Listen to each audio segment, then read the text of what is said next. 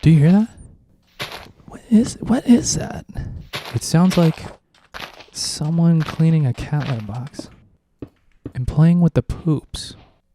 Sandbox games. Creativity-focused games where the world is your sandbox, and you can play with as many cat poops as you want. If you've ever been a kid like me who's looked at the world and went, unimpressed.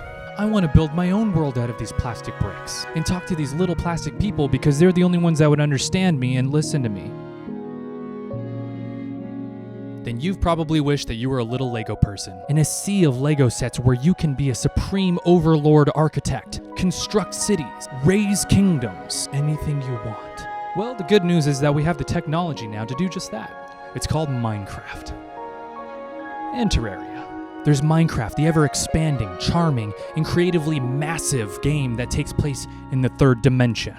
And then there's Terraria that takes place in the lesser second dimension, but features a sheer abundance of cool items and bosses. With these two giants taking up all the room in the sandbox genre, there haven't been many newcomers that have come even close to the lasting and worldwide powers such as these. Pretty recently, there have been a couple new challengers to set foot in the ring, and that's Valheim and Core Keepers. Valheim came out just last year and exploded in popularity. It introduced a high-res design and environment, procedurally generated and highly interactive worlds, and a more realistic survival system. The next game to enter the fold, and the game that we are discoursing today, is Core Keeper.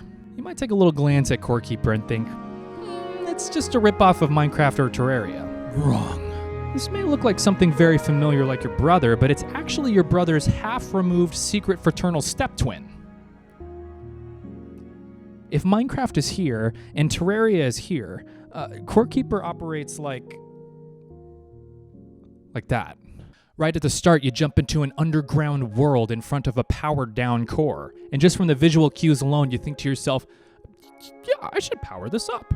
How do we do that? I don't know. Let's explore. You'll mine through rock and explore cave systems and underground biomes. A noticeable twist to the world design of Core Keeper is that it is a hybrid between its 2D and 3D counterparts. 2.5D, if you will. It's top-down, so you operate on one plane. The interesting thing here is that the core is your home base. It's the path to your progression, so you'll explore outward and then return to the core. And you'll notice that the game's biomes are rings around the core. It's like Attack on Titan, kind of, with the core being the center and the biomes being concentric rings around it. This is a clever move because you can explore in any direction around the core, and the further you go, the more challenging it gets. Even though the game is 2.5D, it's a nice contrast from Terraria, where the only area of exploration is from the top down. As you explore, you'll encounter the familiar formula. Mine ores that get you better weapons and tools. The better weapons and tools you have, the further you go. And the further you go, you'll run across some spicy boss monsters. And so on.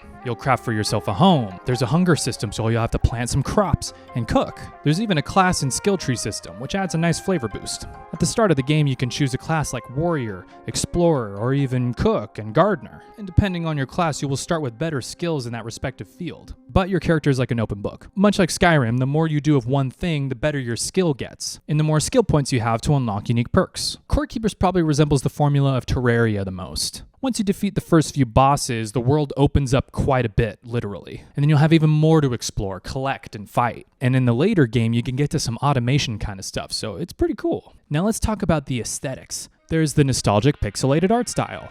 Check. Charming and interesting sprite designs. Check. And a really pretty lighting engine that creates a dynamic atmosphere. Check.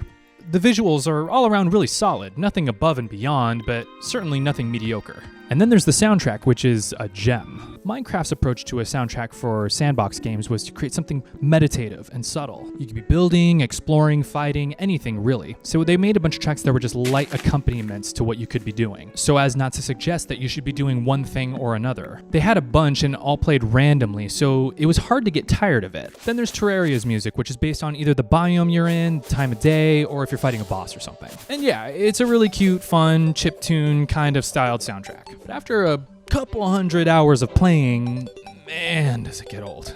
I swear it feels like they have 5 different songs. But even though the style is nice, I think it was a little limited and made it easy to get tired of quickly. And yeah, playing any game for a couple hundred hours, you're bound to get tired of the music.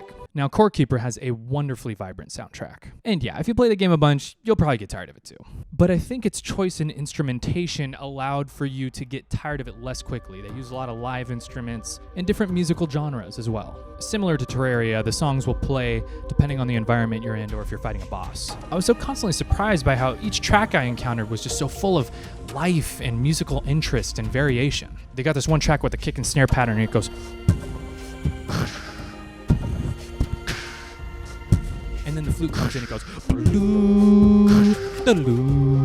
It's great stuff.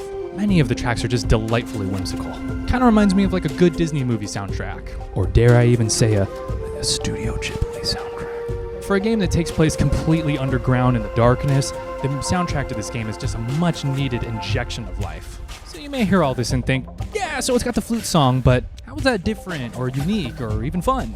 My thesis for this video and rebuttal to your wet noodle of an argument is as follows. If a game takes some tried and true formulas and with a coat of paint rearranges them in a way so when you're playing it you feel like you're experiencing the formula for the first time, then I say it succeeds at being a fun and unique experience. Core Keepers does just this. Yeah, it may not be something you've never seen before, but it's a lot of things that you know and love working together in a new way, and it's a lot of fun. For someone who's played plenty of Minecraft and Terraria, I can attest that this game is a breath of fresh air. Will it ever rival powerhouses like Minecraft or Terraria? No, probably not. But this half-removed Secret Fraternal step twin just got adopted into the family. And I'm going to stack my chips and bet that this game will be a formidable entry in the sandbox genre. As of March 2022, Core Keeper just hit early access, and they have plans to add much more content. And even though it's barely a couple months old, it's still a pretty robust and polished game. I've played for a while and there's still a bunch to explore. That's value, and it's all yours for just $12.99. You can tell the game devs are working really hard to put together a fun experience, and I would recommend supporting them by checking it out. I've had a blast with it in the 30 hours of play, and it was definitely worth $12.99. And it's the perfect kind of game to get a group of your friends in on too. I've already conned a few of my friends into buying it. Devs, you better sponsor me for that. I am a top earner in your MLM. Get your fellow gamers, fill up the camel pack with G Fuel, quit your job, and have a blast digging around in that sandbox.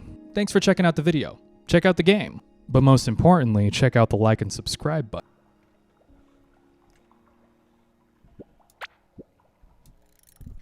All right, look, man, you got to wrap this up, okay? I need to sleep before it's nightfall and it gets darker than it is now, okay?